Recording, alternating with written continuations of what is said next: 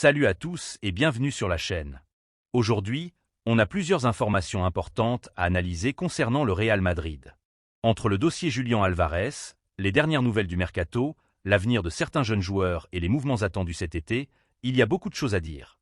Mais avant de commencer, si vous aimez l'actualité du football et les informations mercato autour du Real Madrid, n'hésitez pas à vous abonner à la chaîne. Cela permet de soutenir notre travail et de ne manquer aucune des prochaines vidéos. Commençons avec le sujet qui fait le plus parler aujourd'hui, Julián Álvarez. Le Real Madrid a publié un communiqué officiel confirmant qu'une offre de 150 millions d'euros avait été envoyée à l'Atlético Madrid pour tenter de recruter l'attaquant argentin. Cette information met fin à plusieurs jours de rumeurs. Beaucoup de supporters se demandaient quel était le joueur concerné par la fameuse offre évoquée récemment par Florentino Pérez.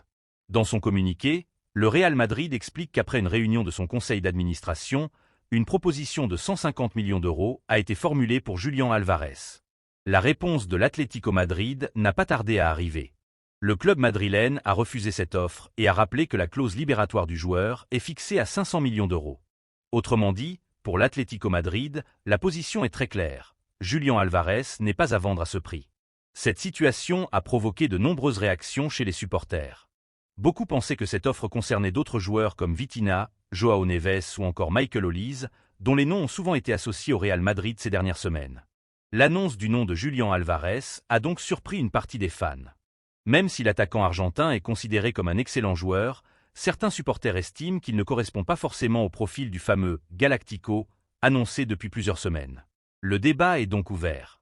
Une autre information importante concerne la perception de cette offre. Selon certaines sources proches de l'Atlético Madrid, cette proposition de 150 millions d'euros serait davantage liée à la communication qu'à une véritable volonté de conclure le transfert.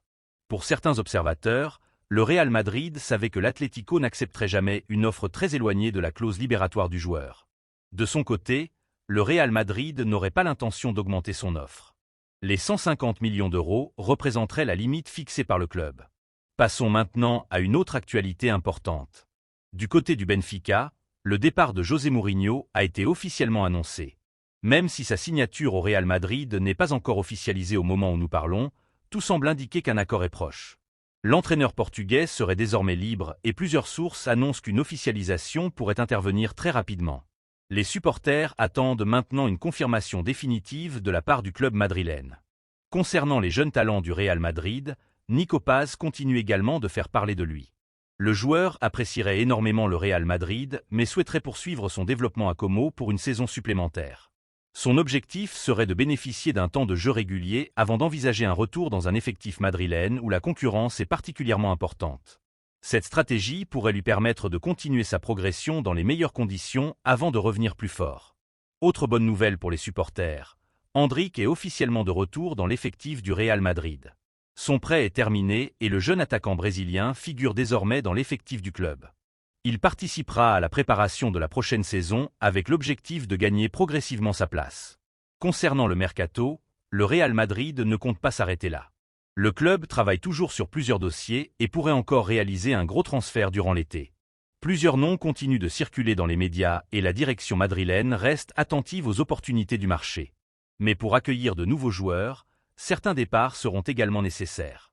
Comme chaque été, le club devra trouver un équilibre entre les arrivées et les départs afin de conserver un effectif compétitif.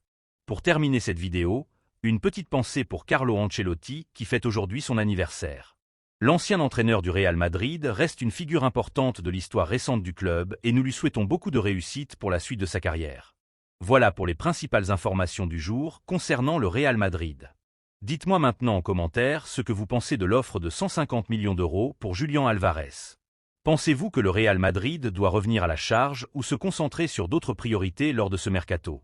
Si cette vidéo vous a plu, n'oubliez pas de laisser un like, de partager la vidéo et surtout de vous abonner à la chaîne pour suivre toute l'actualité du Real Madrid et du football européen. Merci à tous pour votre soutien et à très bientôt pour une nouvelle vidéo.